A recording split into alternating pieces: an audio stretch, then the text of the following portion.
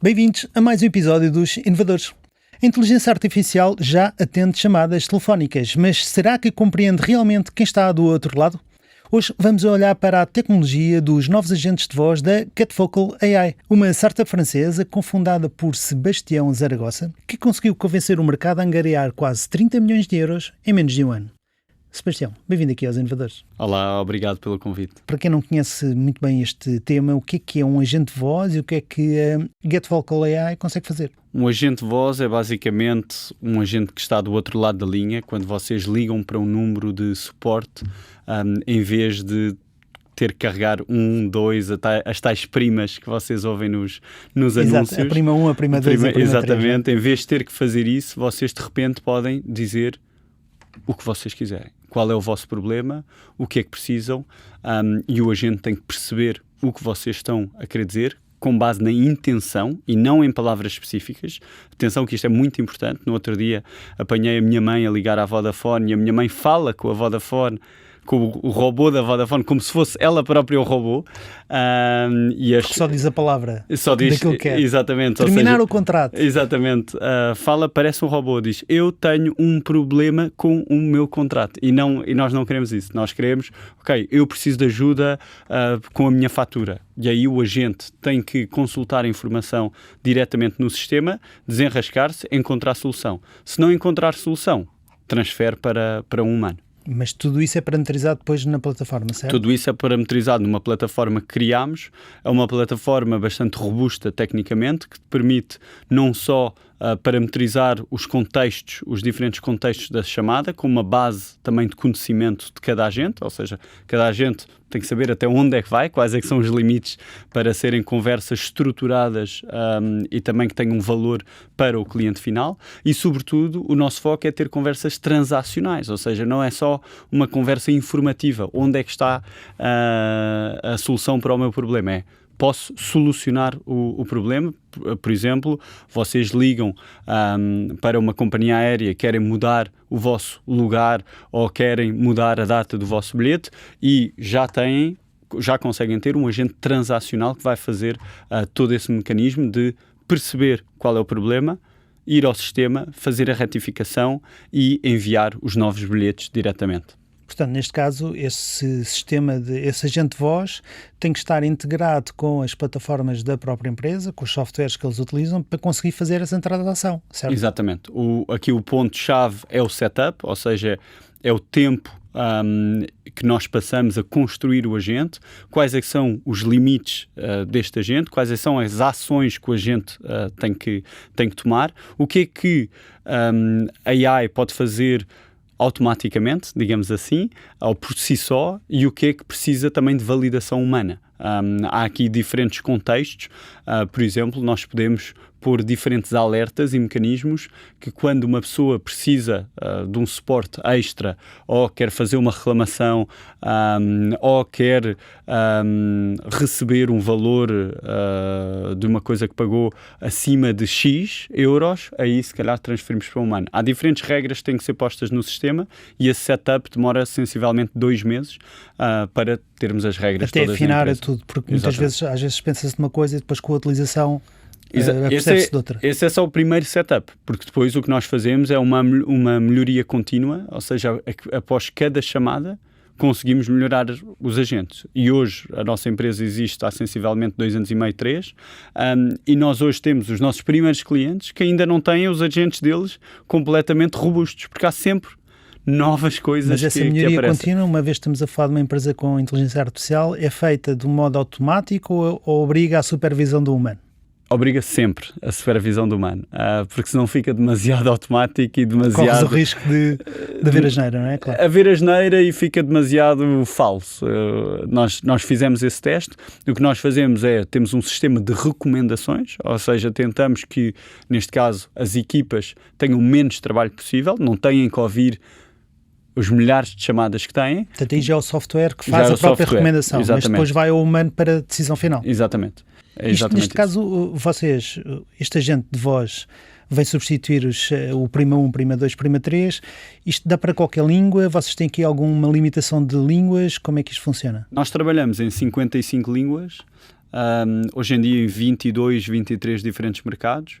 Não há grandes limitações. A única limitação é mais do nosso lado, é o tamanho da equipa e a capacidade que nós temos de lançar projetos em novos mercados. Quando há bocadinho falaste sobre o conhecimento da empresa em questão, portanto, isto se calhar estamos a falar de vários tipos de clientes completamente diferentes. Esse conhecimento, como é que é incluído dentro da vossa plataforma e que tipo de informação é que vocês necessitam para depois o vosso agente de IA falar aquilo que deve falar e não andar a inventar mais, não é? Porque muitas vezes o problema do IA, como nós sabemos, é que quer sempre dar uma resposta. Portanto, se não souber, muitas vezes há aqui o perigo até de dar respostas que não deve. Exatamente. Como é que vocês lidam com isso? E isso é um dos principais pontos. A primeira pergunta que nós fazemos é: quanto controle é que vocês querem ter do agente? Podem ter mais ou menos controle. E nós deixamos sempre o cliente tomar as decisões. Até porque se há algum problema, se há algum erro, eu não quero ser responsabilizado eu quero que o cliente final seja responsabilizado das ações que eles tomaram. Ou seja, o primeiro ponto é quanto é que eu quero que a inteligência artificial decida sozinho ou não. E em que fase da conversa, porque como estamos aqui a falar, há fases das conversas em que temos que dar respostas mais diretas, ou seja, determinísticas, e fases da conversa em que são mais abertas e por isso mais abrangentes. E por isso definimos o que é que temos que validar a cada momento da conversa, se utilizamos informações da parte do cliente para dar respostas contextualizadas ou se estamos numa parte mais abrangente em que, olá, como posso ajudá-lo hoje? E aí há um universo de possibilidades e então aí temos que utilizar mais inteligência artificial para cobrir essas áreas. Há pouco mencionaste aqui uma série de países onde vocês já estão e uma série de clientes. Consegues-me dividir aqui um pouco o tipo de clientes que vocês têm e que utilizam maioritariamente este tipo de plataformas? É tudo 90% ou um bocado mais dos nossos clientes são de indústrias regulamentadas ou reguladas. E o que é que isto quer dizer? Quer dizer que são ou estão em indústrias com forte ou com muitas regras. E aqui estamos a falar de bancos, seguradores,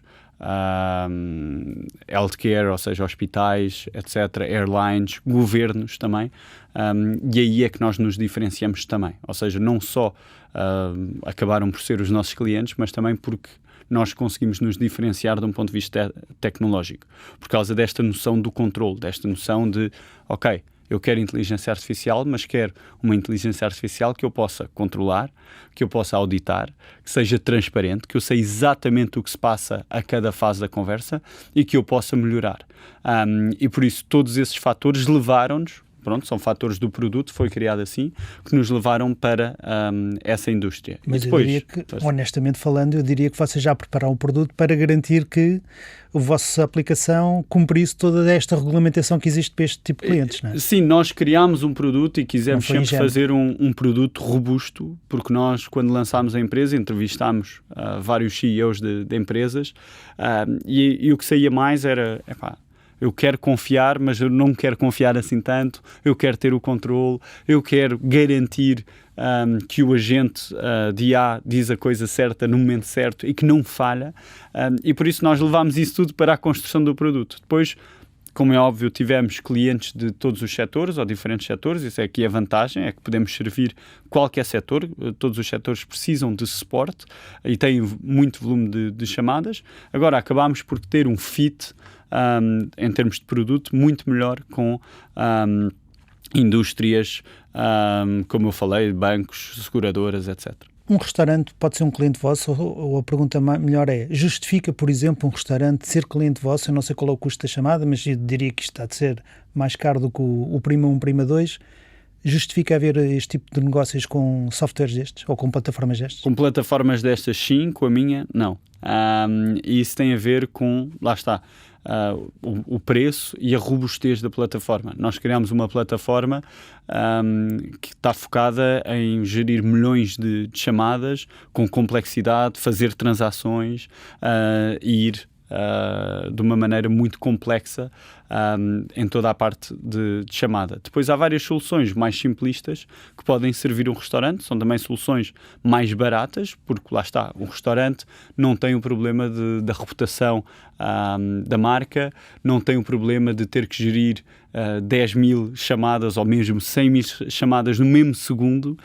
São tudo problemas de escalabilidade, não tem, o agente não precisa de se melhorar porque o tema é sempre o mesmo, é ajuda com a marcação, ou quer cancelar a minha mesa, ou quer acrescentar mais uma pessoa, e por isso há sistemas mais baratos, fáceis de implementar, e basicamente uma ideia parecida à nossa, só executada de maneira diferente. Então vamos falar sobre o vosso modelo de negócio. Como é que isto funciona?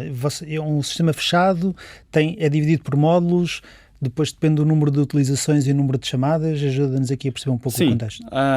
Tens 3 pontos. O primeiro é um custo que cobre a plataforma, ou seja, o acesso ilimitado ou não, dependendo de quantas pessoas tens na tua equipa, de acesso à plataforma. Essa plataforma permite criar, gerir e também lançar, não é? Ou pôr em produção esses agentes de IA. Ok? Esse é o primeiro ponto.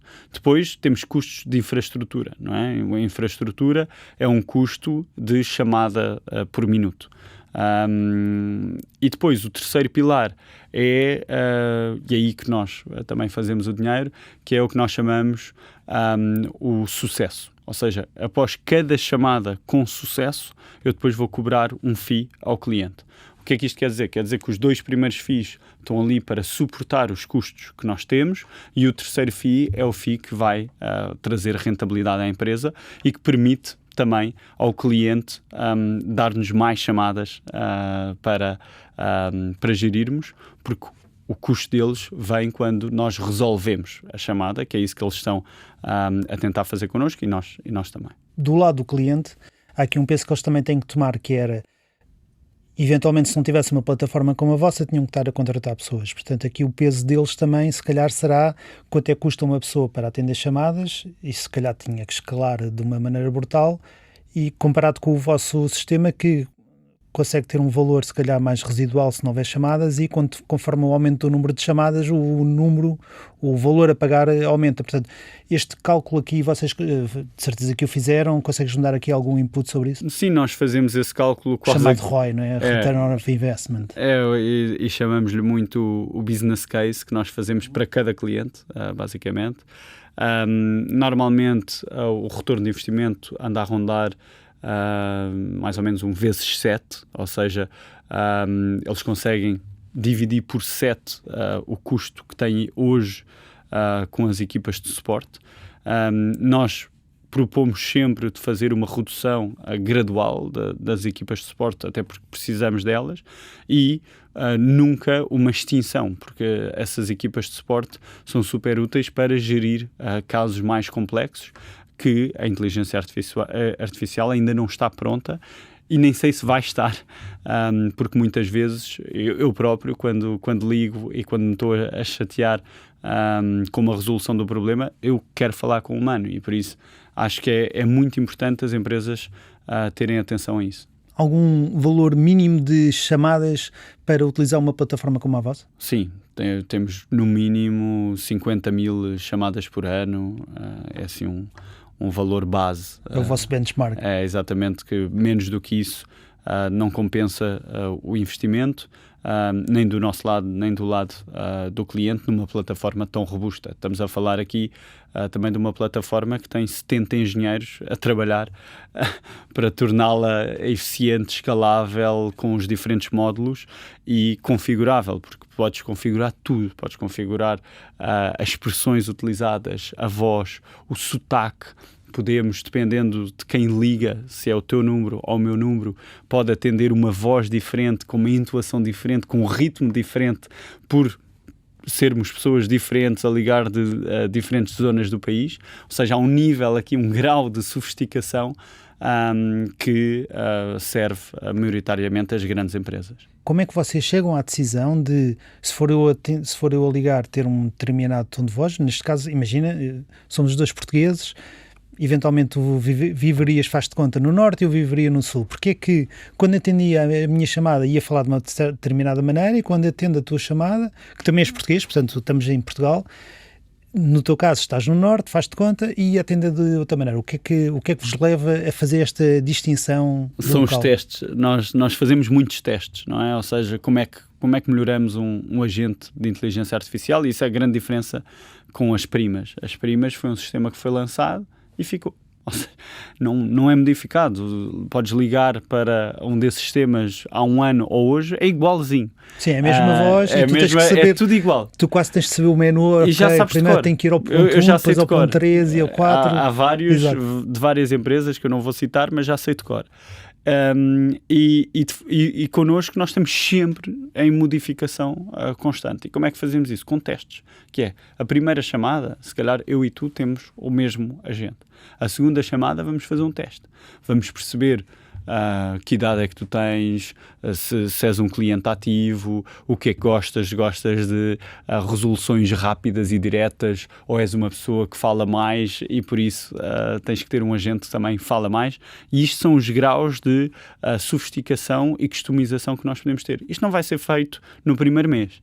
Isto é feito no 12º mês ou no 24º mês, quando já temos muitas chamadas, muitos dados, já temos o know-how do que se está a passar e vamos testando. E depois é o que se chama A/B testing, que nós vamos testando e vamos vendo o que é que funciona melhor ou pior. E por isso podem estar 2 portugueses a ligar para um agente e pode ser o mesmo agente, mas se calhar é melhor, e eu acho mesmo que o futuro é esta customização. Há pessoas, e isso é outra das características do nosso produto, é que não é só voz, é texto, e agora já estamos a fazer imagem. Porquê?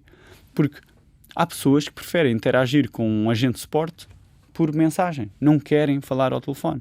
Há outras que preferem enviar uma fotografia e esperar pela resolução. E por isso nós é que temos que nos adaptar às pessoas para também servi-las e garantir que estamos a resolver os problemas que têm. Mas neste caso a fotografia, dá-me só um exemplo para eu perceber em que contexto é que seria utilizado. Estamos a fazer vários testes com empresas de seguros do género. Tive um acidente de carro, envia a fotografia, fazemos logo uma validação do que é que o cliente pode esperar, o que se chama uma pré-validação.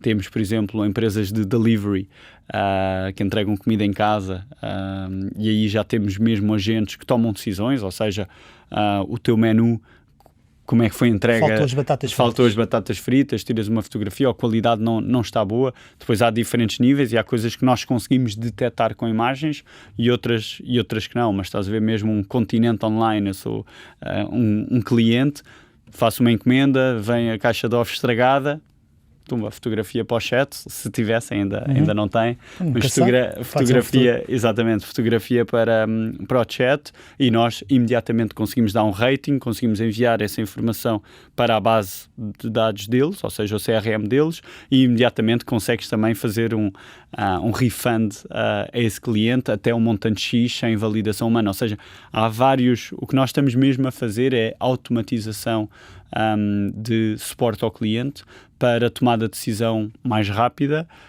e para garantir um serviço top line, que é o que todos os clientes esperam hoje em dia, isso é garantidamente. Para aqui ainda 2 temas que eu gostava de perceber. Um deles é, tu, como já explicaste, a aplicação, a vossa plataforma, depois consegue entrar em contacto com os sistemas internos de cada um dos clientes. Pelo que eu percebi há bocado, isso não entra dentro do vosso modelo de negócio, ou seja, se eu for uma empresa e tiver 10 aplicações, vocês têm que integrar com as minhas 10 aplicações. Algumas empresas, se calhar, já têm uma aplicação unificada e só precisas comunicar com uma. Isto não entra dentro do vosso modelo de negócio, o número de aplicações com que vocês têm que integrar? Ou... Não entra, porque nós hoje em dia é assim, quanto mais aplicações tiverem e quanto mais aplicações me deixam entrar, melhor é para mim. Ou seja, pior é o custo, mas por isso é que, e tu falaste no início, nós levantámos muito dinheiro e é um negócio que precisa de muito dinheiro, precisa de alavancar e precisamos de investir nos nossos clientes, mas o que nós fazemos é, quanto mais aplicações, ou neste caso chama-se integrações, melhor, porque quer dizer que eu já estou lá, e, portanto, é mais difícil até para o cliente um dia ir embora. E, por isso, há aqui mais investimento do lado do cliente, mais investimento do nosso lado, e, por isso, tipicamente, são projetos também que funcionam de maneira melhor, porque há investimento das duas partes. Se eu começar a filtrar isso, os clientes vão querer integrar menos, e quando querem integrar menos, os meus resultados são menos bons, e por isso a percentagem de clientes que vão ficar satisfeitos é menor, e por isso não é uma coisa que me interessa, sabendo, como é óbvio, para um negócio normal é difícil, para nós com o investimento que tivemos é mais fácil. É mais fácil, muito bem. Segundo tema, isto é inteligência artificial, portanto, tipicamente, diria eu, vais-me explicar, eu não sei se corre na nuvem, se vocês têm uma plataforma própria, como é que isto funciona? E depois, primeiro, como é que isto funciona? Boa. Corre 85% dos nossos projetos correm na nuvem. Nós damos sempre a escolha aos clientes e lá está, como nós trabalhamos com clientes com grande reputação e clientes com grandes marcas, cada vez mais têm-nos pedido para correr este sistema dentro on-premises, dentro da sua infraestrutura. Dentro da sua infraestrutura, porquê? Porque mas tem a capacidade de escalar? Tem que ter a capacidade de escalar, porque se de repente de 5.000 chamadas passas para 20.000 no instante, tem que ter a capacidade. Claro, isso é feito logo na instalação, ou seja, nós garantimos que cobrimos todos os picos e todas as chamadas que possam chegar, que há infraestrutura para isso, mas o ponto principal é, em primeiro, somos das únicas empresas na Europa que permite isso, ou seja, porque a maior parte dos meus concorrentes trabalha com tantos providers externos que precisa estar na nuvem. Nós temos uma tecnologia proprietária que nos permite de desenvolver quase tudo, ou tudo neste caso, in-house e on-premise, e para os meus clientes tem muito interesse, porque claro que há um investimento inicial maior, mas em termos de segurança de dados, tens muito mais controle de dados e garantes que a informação está toda lá. Não é? Está estanque. Daí a regulamentação e das empresas estarem obrigadas à regulamentação e vocês, obviamente, estão a conseguir cumprir. Por exemplo, governos vêm trabalhar connosco por causa disso, empresas na área da saúde também e outros tipos de empresas que tenham essa prioridade. Agora, aqui outro tema que é cada vez que tu estás a comunicar com uma inteligência artificial, com uma plataforma de inteligência artificial, um dos temas que normalmente surge sempre é o consumo de tokens. Ou seja, se eu for alguém que de repente está a falar com o AI como se estivesse a falar com o psicólogo, uma chamada que supostamente ia durar 1 minuto ou 2, pode durar 10 minutos, 20 minutos, o que seja, né? O seu é o limite. Como é que vocês garantem aqui esta baliza para que de repente não estourar o orçamento de tokens com uma pessoa que decidiu falar com o psicólogo via plataforma de atendimento de ajuda ao cliente? É uma excelente pergunta e vou tentar explicar de uma maneira fácil, mas o que nós fazemos é que após cada conversa nós estamos a aprender. E quando nós aprendemos estamos a enriquecer a base de dados, ou seja, o cérebro do agente. E por isso, eu cada vez que avanço nas discussões, eu preciso de menos tokens. Ao contrário dos meus concorrentes que fazem tudo à base de modelos externos e por isso precisam de tokens para melhorar o agente, eu faço tudo in-house e garanto que a cada vez que eu aprendo uma coisa nova, eu vou gravar essa informação in-house. E por isso, se essa informação ou se essa pergunta volta mais uma vez, eu não preciso de tanto consumo de tokens. Isso é a primeira maneira e por isso é que a nossa tecnologia é muito escalável, porque em custo também por minuto, e falámos disso, nós estamos 3 a 4 vezes mais baratos do que a qualquer concorrente. Por causa disto, ok? Parece simples, não é? Mas isso é o tal dito algoritmo que vocês criaram. Exatamente. E que garante, isso é que é o secret sauce. Exato. É o que garante basicamente que tenhas controle, que consigas escalar o negócio e que consigas, como tu disseste, não rebentar, porque consegues ter chamadas a correr de 20 minutos e saber que os teus custos estão controlados porque o agente está à volta de tudo o que ele sabe, da sabedoria que ele tem. Não estás a consumir tokens. Não estás a consumir tokens, ou muito pouco. Então, mas diz-me uma coisa, então agora vamos falar aqui sobre o vosso secret sauce, que eu já deduzia que assim fosse, mas explica-me aqui um bocadinho o que é este secret sauce, porque maioritariamente estas empresas, muitas vezes é aquilo que chama ChatGPT wrappers, não é? Aquilo LLM basicamente, wrappers, exatamente. ou isso, ou chama-lhe outra coisa. Que é basicamente um software que se liga ao ChatGPT e está a enviar queries e tokens para o ChatGPT. O ChatGPT faz tudo e ele mostra-te uma coisa bonita, não é? Portanto, o que é que vocês fizeram aqui diferente das outras plataformas? E aliás, esses não fizeram mal, porque estão negócio a ter que muito funciona tão bem sucesso como e outro qualquer. a ganhar muito dinheiro e foram por uma versão muito mais fácil. Nós criámos este modelo proprietário que é um nível abaixo desse, ou seja, que te permite mesmo orquestrar conversas desde o início e orquestrar o que nós chamamos base de dados de uma maneira conversacional. O que é que isto quer dizer? Quer dizer que o cliente começa connosco, partilha todos os documentos que quiser, ou seja, fontes de informação. Nós estruturamos essas fontes de informação numa base conversacional e utilizamos essas fontes de informação para responder.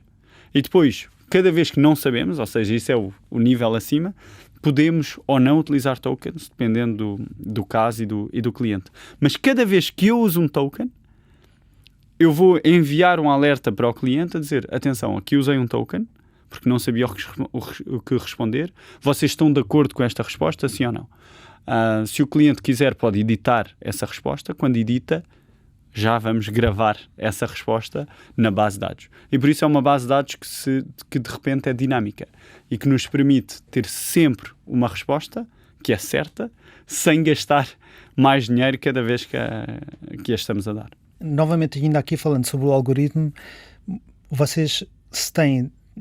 Aqui a dúvida é se vocês têm sistemas separados por cada uma das empresas ou se têm isto tudo centralizado numa só, porque se calhar depois pode haver o perigo de eu estar a ligar para uma empresa e aquilo se baralhar e de repente jogar que já está a falar com a outra. Portanto, eu diria que são instâncias diferentes e cada instância então está a aprender uma coisa que provavelmente a instância do lado ainda não aprendeu. Exatamente. Portanto, vocês correm o risco de estar aqui a fazer trabalho duplicado.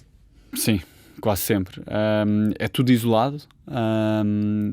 Quando nós lançámos a empresa, tínhamos a ideia de, ok, eu vou para vender a um hospital. Todos os hospitais são iguais e por isso, assim que eu vender ao primeiro hospital, vou vender aos outros 10. Mesma coisa de companhias aéreas, etc. Mas a realidade é bastante diferente. A realidade é que cada empresa é diferente. Cada empresa tem processos diferentes. Mesmo na telecom, por exemplo, as empresas em Portugal, uma Mel e uma NOS, têm processos diferentes de atendimento ao cliente. E, portanto, cada caso é um caso. Nós decidimos isolar tudo e cada cliente aprende ao ritmo dele, porque há clientes que põem mais recursos, mais tempo, que querem aprender mais rápido e melhorar os agentes mais rápido, outro menos, e por isso são responsáveis por isso. Alguma dificuldade técnica ao longo deste tempo, assim, extremamente difícil que queiras aqui evidenciar? Várias, mas posso dar um exemplo cá em Portugal. Nós lançámos em França, desenvolvemos muito o mercado francês, o mercado do UK, Alemanha, Espanha, e depois eu quis lançar Portugal, acho pela proximidade. E quando lançamos Portugal, fizemos como fizemos com os outros mercados, utilizámos as melhores vozes do mercado, etc. E as vozes não eram nada de especial. A maior parte das vozes disponíveis são vozes que falam português do Brasil, e ficámos mesmo com um problema grave, que é, eu tenho os clientes, estão prontos para pagar, mas acham que a parte da experiência, que é, lá está, a parte mais, o que nós chamamos commodity, a parte mais básica, que não é boa, quando tudo o resto é que interessa, e eles focaram muito na experiência, como é que o agente dizia Lisboa, e como é que dizia Algés, e como é que dizia Alfragide, etc. A pronúncia portuguesa é muito tramada, não é? É muito, e eu não percebi. Pronúncias em Portugal. E eu não percebi, então foi assim uma situação um bocado complexa. Tivemos 3 meses a investir em gravação de voz em gravação de voz, exatamente. Mas e depois criaram as várias pronúncias, porque depois, se olharmos para Portugal continental só, nem vamos às ilhas, tens o Alentejo, e no Algarve tens várias pronúncias. Nós ficámos numa pronúncia standard portuguesa, só que hoje em dia temos a capacidade de comercializar o nosso produto para todas as verticais e dizer bem as palavras. E quando eu falo de palavras, Pode ser desde nomes de cidades, a marcas de carros, sabes, até uma conversa normal e o agente dizer uma palavra de uma maneira... E há aqui o inverso, ou seja, o vosso, não é o vosso cliente, porque o vosso cliente são as empresas, mas a pessoa que está a ligar para o vosso agente portuguesa tem várias pronúncias, portanto, como ainda agora acabamos de referir. Ele consegue detectar as diversas pronúncias e as pequenas nuances que há nas diversas pronúncias portuguesas, por exemplo? Dependendo da língua, consegue. No caso português, que é o que nos interessa agora aqui.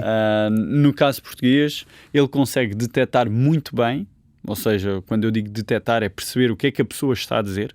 Aliás, melhor que um humano. Nós fizemos esse teste com um humano versus um agente da AI para os Açores. Era um projeto nos Açores com uma empresa, por acaso, bandeira dos Açores e infelizmente não avançámos.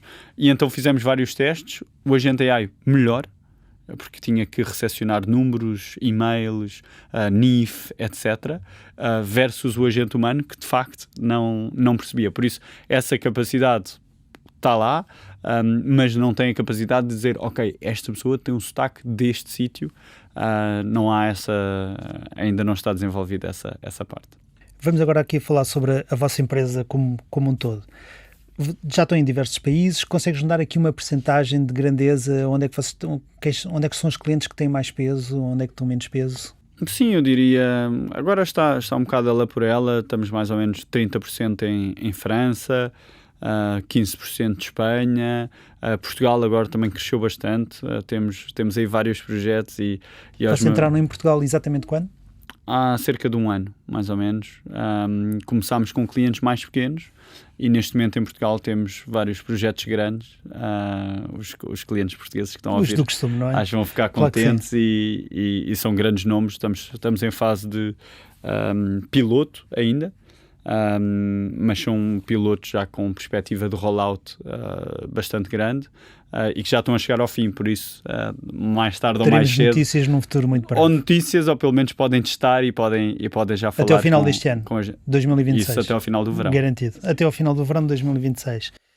Vocês começam em França, como eu mencionei no início, e depois vêm para Portugal, e tu próprio já disseste, foste tu um pouco que quiseste trazer. Como é que estão divididos, como é que a empresa está dividida em termos de organização, quantas pessoas é que estão em Portugal e qual é exatamente depois o foco em Portugal, qual é o objetivo desse polo em Portugal? Nós temos um pouco mais de 70 pessoas na empresa, temos escritórios em Paris, em Lisboa, em Londres e em Munique. O polo principal é em Paris, França. Onde está o desenvolvimento tecnológico e do produto em si. Exatamente, do produto. Todas as equipas de produto e operacionais estão em Paris.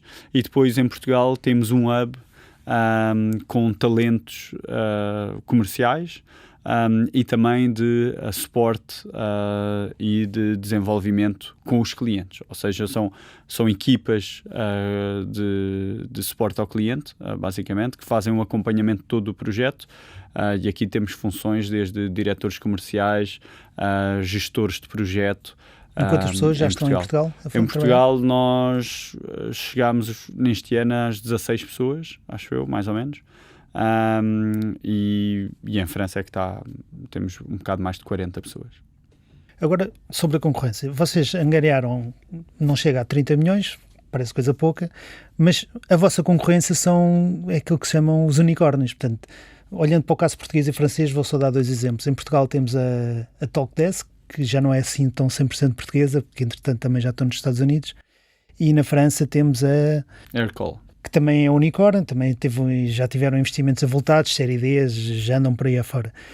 Porquê é que eles ainda não criaram, eles que já são gigantes e começaram naquela parte antiga, não é? Do Prima 1, Prima 2, se calhar, porquê é que eles também não enverdaram por este lado e porquê é que estão a deixar que empresas como a vossa comecem a aparecer e de repente a conquistar o mercado como se não houvesse amanhã? Houve aqui um grande gap, não é? Entre o pré-Covid e o pós-Covid. e em segundo, entre o pré-ChatGPT e o pós-ChatGPT. Nós próprios lançámos a empresa há 3 anos.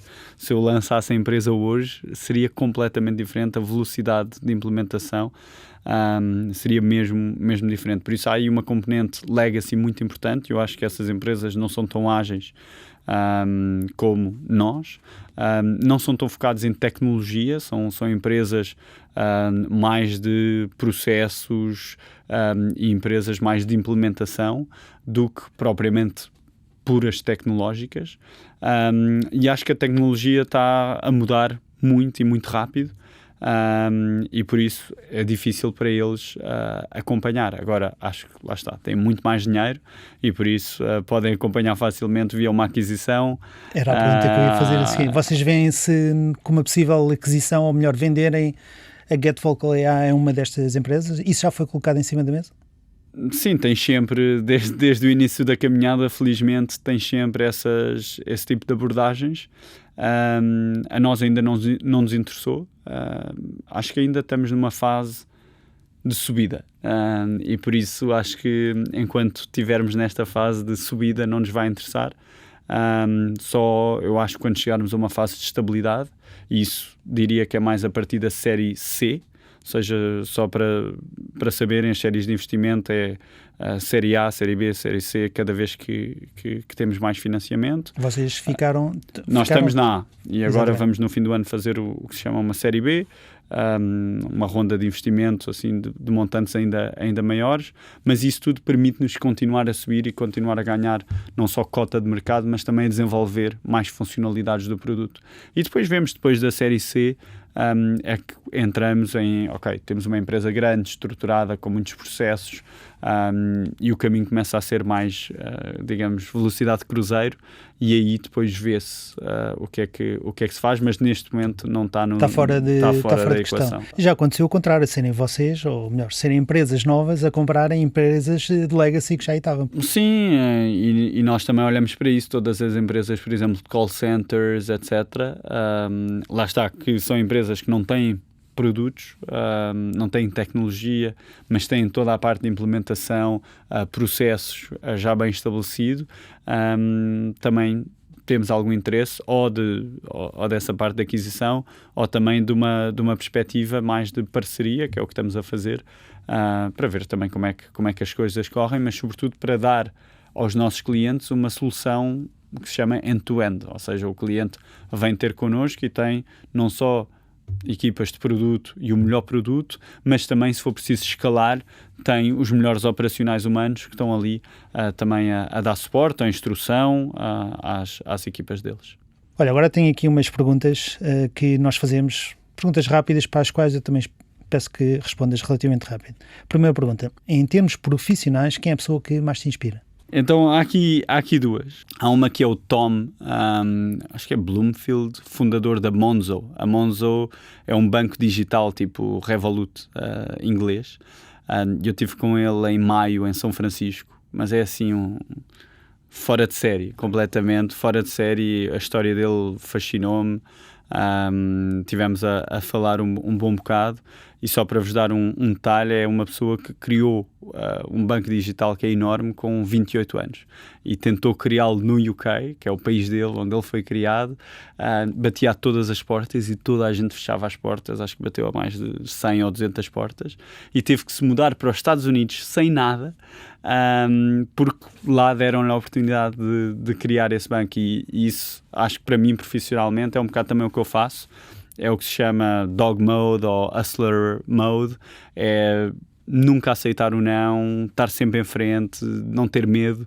É assim, vamos falhar, é óbvio que vamos falhar, mas eu tento sempre olhar para esses perfis. E depois há, claro, o Cristiano Ronaldo, acho que mais na ótica e na ética de trabalho, acho que esse não da parte de business, mas na parte de és português, trabalha mais que os outros e vais chegar lá. Vimos de um país mais pequeno, mas há muitos portugueses que têm sucesso e acho que é possível. Muito bem, Cristiano Ronaldo.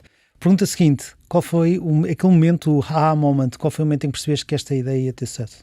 Olha, isso é uma excelente questão. Ainda foi no momento em que tivemos a ideia, ou seja, Pré-validação? É, pré-validação quase, porque como todas as pessoas, uso muito agentes de suporte, preciso muito de suporte quando compro coisas, e acho que o nível de suporte está muito fraco, e ainda acho que está muito fraco, mesmo com empresas como a minha. Acho que o mercado está ainda no início, está numa fase muito embrionária, e com muitos sistemas antigos, e por isso o momento foi o momento do foi, claro, isto é uma evidência, e depois tornou-se ainda mais óbvio quando nós lançámos a ideia, e conseguimos os primeiros clientes, e depois foi do cliente número 3 ao cliente número 10, foi um espaço de uma semana, e então aí foi ok, isto vai dar certo, e conseguimos fazer 1 milhão de euros em 6 meses, e aí foi ainda mais, ou seja, a vida depois na startup é feita de momentos que te vão dando... Diversos momentos que vão fazendo o ha-ha. Vais fazendo o ha-ha e vão-te dando validações para a próxima etapa. E aqui uma recomendação para quem nos está a ouvir é: não tentem queimar etapas aí muito rápido, porque nós também tivemos momentos desses em que pensámos, ok, agora vamos mais rápido do que temos que ir. Isso não corre bem. Isso não corre bem, é difícil, e lá no fundo atrasa, ou seja, tentar dar um salto maior atrasa. Que a perna depois, por isso, pode dar problemas. Esperem por esses momentos e cada vez que tiverem um desses, avancem. Muito bem. Pergunta seguinte: pior experiência com um cliente? Várias. Posso dar aqui dois exemplos. Tenho um que basicamente nós enviamos um orçamento com uma data, ou seja, um orçamento daqueles muito agressivos, tipo, ok, vamos fechar o cliente, mas queremos fechar até esta data, era até ao fim do mês, clássico, para ajudar as vendas daquele mês. Não era um cliente bom, não era um projeto bom, e nós pusemos essa deadline. E o cliente vai e não assina, ok? Não assina. E já era um cliente que estávamos com dificuldades de dizer que sim, mas pronto, pelo fecho do mês, etc. E depois liga-nos, passados 15 dias. Disse, olha, estou pronto para assinar. E nós dizemos, ok, mas então o preço não é aquele, fizemos-te aqui um preço espetacular, tens um projeto difícil, temos que pôr muitos recursos, e por isso o preço não é esse. E então esse cliente, o CEO dessa empresa, fez questão de falar comigo, ligou-me, o meu número também, eu sou daqueles, tipo, o número está disponível em todo lado, liga-me no WhatsApp, quando quiseres, sempre.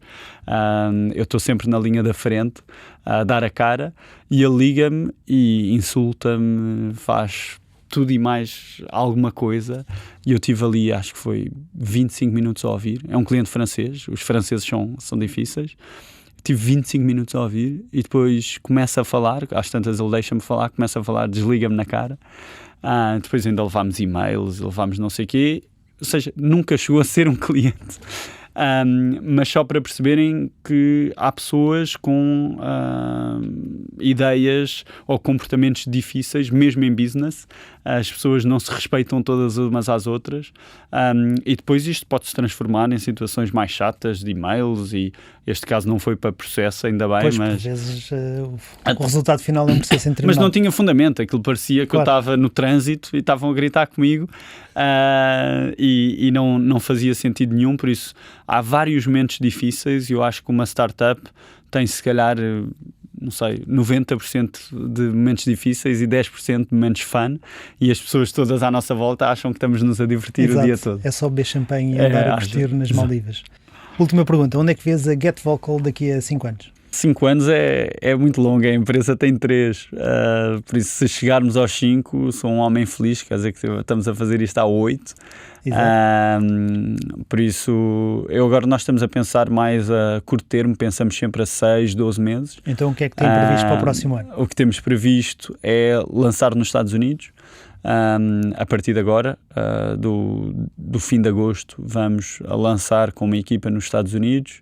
Queremos também fazer a próxima ronda de financiamento para nos ajudar na parte de vendas e de marketing, mas também no desenvolvimento do produto, para garantirmos que continuamos a ser o produto de referência versus outros, porque a competição também está cada vez mais difícil. E há 5 anos o objetivo é ser uma empresa com um nome sólido, clientes, para mim é clientes satisfeitos, uma boa reputação, as pessoas sentirem-se felizes de trabalhar na GetVocal e termos uma cultura unificada e boa. Olha, Sebastião, muito obrigado por teres vindo aqui aos Inovadores. Muita sorte para o investimento, para a entrada nos Estados Unidos e para os futuros novos clientes aqui em Portugal. Boa, foi ótimo. Obrigado. O atendimento ao cliente é a principal montra de qualquer empresa, onde a qualidade de resposta define a lealdade de quem a consome. No mercado global, o futuro do serviço de apoio passa por processos inteligentes que valorizam o tempo e a confiança de cada utilizador. Já sabem, o episódio fica disponível na RTP Play e nas diversas plataformas de podcast. Muito obrigado por estarem desse lado. Até ao próximo episódio.